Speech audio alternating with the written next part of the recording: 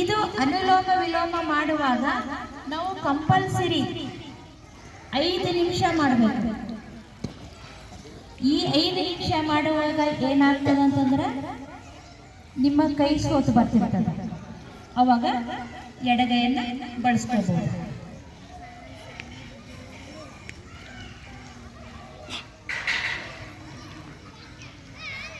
ಮಾಡ್ಬೇಕವ ಮಾಡಿ.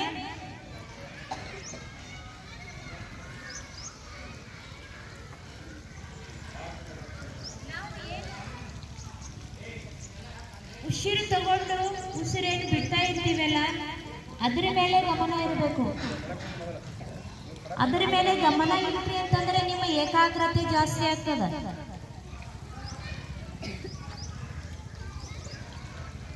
ಇನ್ನೊಂದು, ನಿಮ್ಮ ರಕ್ತನಾಳಗಳಲ್ಲಿ ಏನಾದರೂ ರಕ್ತ ಹೆಪ್ಪುಗಟ್ಟಿತ್ತು ಅಂತಂದ್ರೆ ಅದು ಈ ಅನುಲೋಮ ವಿಲೋಮ ಮಾಡೋದ್ರಿಂದ ಆ ರಕ್ತ ಹೆಪ್ಪುಗಟ್ಟಿದ್ರೆ ತಿಳಿವಾಗ್ತದೆ.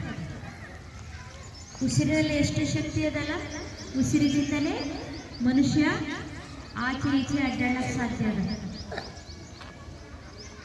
ಹಾಗಾಗಿ ಈ ಪ್ರತಿಯೊಂದು ರಕ್ತನಾಳಗಳಿಗೂ ಕೂಡ ಇದೇನು ಅನುಲೋಮ ವಿಲೋಮ ಮಾಡೋದ್ರಿಂದ ರಕ್ತನಾಳದಲ್ಲಿ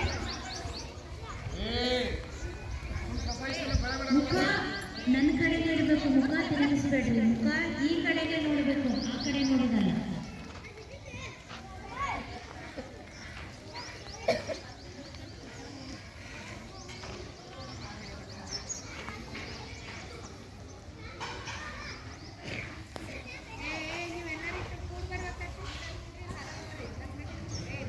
ಈಗ ಎಡಗಡೆಯಿಂದ ಉಸಿರು ತಗೊಂಡು ಬಲಗಡೆಯಿಂದ ಹೊರಹಾಕಿ ಈ ಪ್ರಾಣಾಯಾಮನ ಮುಕ್ತಾಯ ಮಾಡೋಣ.